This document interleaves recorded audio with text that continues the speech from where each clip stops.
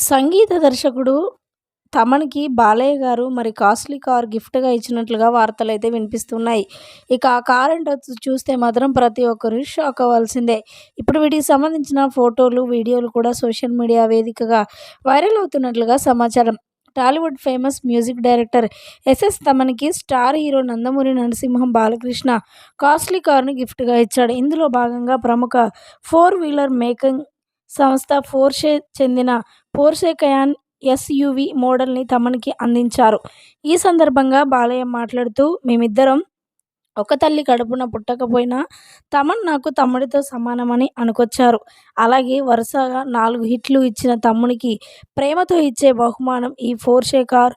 భవిష్యత్తులోనూ మా జర్నీ ఇలాగే కొనసాగుతుందని" చెప్పుకొచ్చారు.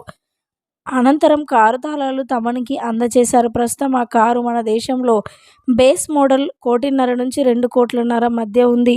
ఇందులో 5 సీట్ల కెపాసిటీ ఉంటుందట. ఇంజిన్ బావుంటుందట.